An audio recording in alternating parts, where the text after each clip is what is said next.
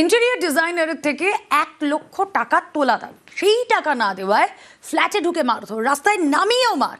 চাঞ্চল্যকর অভিযোগ তৃণমূল নেতার দলবলের বিরুদ্ধে। হামলার অভিযোগ তিনি মানতে নারাজ। এই ঘটনায় গ্রেফতার করা হয়েছে 3 জনকে।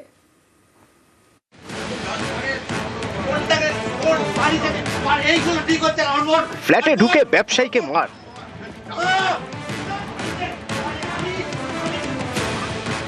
ফ্ল্যাট থেকে বের করে রাস্তাতেও মার।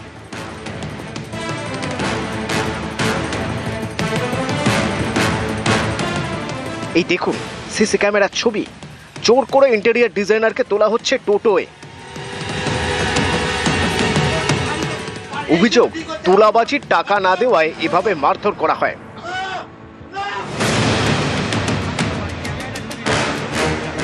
উত্তর 24 পরগনার বরানগরের দেশবন্ধু রোড। এখানকার বাসিন্দা সুদীপ্ত ঘোষ, ইন্টেরিয়র ডিজাইনার। অভিযোগ, সম্প্রতি তার থেকে 1 লক্ষ টাকা তোলা দাবি করেন স্থানীয় তৃণমূল নেতা শঙ্কর রাউতের অনুগামীরা।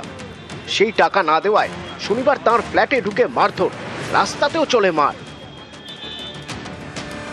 এরপর বরানগর থানায় 5 জনের বিরুদ্ধে লিখিত অভিযোগ করেন সুদীপ্ত। রবিবার পর্যন্ত 3 জনকে গ্রেফতার করে পুলিশ। আপনার কাছে তোলার টাকা কে চেয়েছিল? শঙ্কর রাউতের মাধ্যম দিয়ে অর্পণকে দিয়ে চাওয়া হয়েছিল টাকা। প্রথমে বলেছিল যে যেতে এখান থেকে শঙ্করদার ক্লাবে। তার আগে আমার ফোনেও বলা হয়েছে, আমি বলেছি না যাবো না। তখন এখানে এসে জোর করে নিয়ে যাওয়ার ব্যাপার হলো। নিচে নিয়ে গিয়ে রাস্তায় মারতে মারতে নিয়ে যাওয়া হয়েছে, একটি টোটোতে তোলা হয়েছে। মূল অভিযুক্ত অর্পণ দত্ত 100 বার, কিন্তু এর ব্রেন চাইল্ডটা যে শঙ্কর রাউত, সে তো অধরা। সুদীপ্ত ঘোষ আইনজীবী দম্পতি তার সঙ্গে তার কোম্পানির সঙ্গে এগ্রিমেন্ট করে ইন্টেরিয়র কাজের জন্য টাকা নিয়ে নেয়, কিন্তু কাজটা করছে না। আইনজীবী দম্পতিকে আমার নাম করে ধমকের সঙ্গে যে আমরা দাদার লোক, শঙ্করদার লোক, শঙ্করদার সঙ্গে থাকি।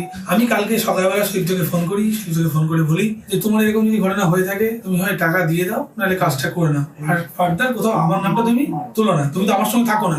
এবার ও এখন এই ব্যাপারটাকে সম্পূর্ণ একটা মিথ্যে গল্প রচনা করছে। এদিন সুদীপ্তর বিরুদ্ধে থানায় অভিযোগ জানান এক আইনজীবী। তার দাবি, টাকা নিয়েও বাড়ির ইন্টেরিয়রের পুরো কাজ করেননি সুদীপ্ত। এ নিয়ে কথা বলতে গেলে তিনি নাকি হুমকি দেন। তাদেরকে আমি আমার ইন্টেরিয়র ফ্ল্যাটের দায়িত্ব দিয়েছি।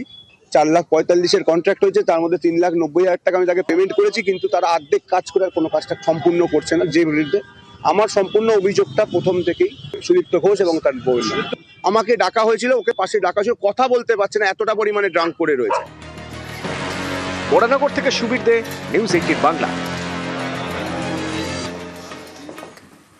সরলা পুণ্যাশ্রমে ফের হামলা, আশ্রম দখলের অভিযোগে